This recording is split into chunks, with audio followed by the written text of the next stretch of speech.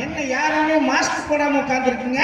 ஏமா அதெல்லாம் கொரோனா போய் 4 வருஷம் ஆச்சு. ஐயோ கொரோனா போயிருச்சு. அப்புறம் என்ன? குறிஞ்சி நிலத்துல பன்றி காய்ச்சல் பரவுதான். குறிஞ்சி நிலத்துல வந்திருக்கா எங்களுக்கு என்ன? ஐயோ குறிஞ்சி நில தலைவர் நம்பிராஜனுக்கு பன்றி காய்ச்சல். தலைவருக்கா மண்டி ஓட்டு தான் நிக்கிறாப்புல.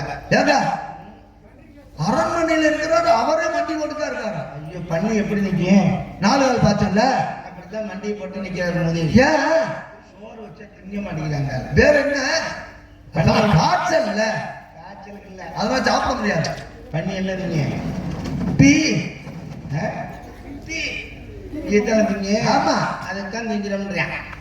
சட்டி சட்டியா தள்ளி கொட்ட வேண்டியது. என்ன சொல்றீங்க? அந்த காய்ச்சல் வந்தா டீயத்தான் திங்க சொல்லுமா. அதுக்கு பயந்துக்கிட்டு நான் அந்த ஆள் கிட்டேயே போகாம மாஸ்க் போட்டுக்கிட்டு அலையுது. நல்ல வேலை. மாஸ்க் இங்க மட்டும் தானே, எல்லா இடத்துல இல்ல. சரி சரி.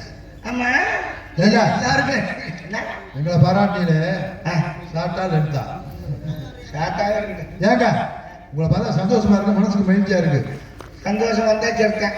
ஏன் நீ சொல்றேன்னா என்ன 2024 அதுவும் இந்த ஊர்ல தான், ம் இந்த மேடையில தான், ம் அதுவும் இப்பதான் என்ன சொல்ல வர இப்படி பாக்குறேன். எப்படி நெஞ்செல்லாம் மயிறு முளைச்ச போல. நான் நினைச்சேன் என்ன நீ என்னை 5 மாடிக்கு ஆளை தூக்கும் போதே அங்க இருந்து தள்ளி விடுவேன்னு தெரியும். பார்த்தாலே கலகலன்னு பார்க்கலாம். உனக்குன்னா உலக அனுபவம் பத்தல. எப்படி ரோமக்கட்டு அதிகமா இருக்க பெண்கள்கிட்ட தான் உணர்ச்சி அதிகமா இருக்கணும். ரோமக்கட்டா காமக்கட்டா. ஓஹோ, ஒரு பெண்ணுக்கு முடி அதிகமா இருந்தா உணர்ச்சி எதுவும் அதிகமா இருக்குமா? ஏன் உட்காந்து எடுக்க போறியா? நான் என்ன சொல்ல போறேன், இப்படி வைக்க எடுத்துட மாட்டேன். இப்படியே வரைக்கும்னா ஒன்னொன்னா பல்ல கடிச்சு குடும்பியோ இவ்வளவா இருக்கு. ஆக மொத்தம் உங்களை என்ன எவன் ஒருத்தன் தொட்டு தாடி விட்டுறானா அவன் சீக்கிரமா கரண்டக்கால இருந்து சாக வேண்டியது. சாகட்டு செய்ய முடியாத நாய் என்ன மயிர் பாரு அங்க செருப்பு குடி அடிக்கான். ஐயா கேட்டா எனக்கு அத்தனை டிசைன் தெரியும், இத்தனை டிசைன் தெரியும், 64 டைப்ல பிடிங்கி பிடிங்க நக்கி பிடிங்கி முண்டப்பையில வந்து வந்து தண்ணியை போட்டு குப்புறப்படுத்துக்கிறாங்க.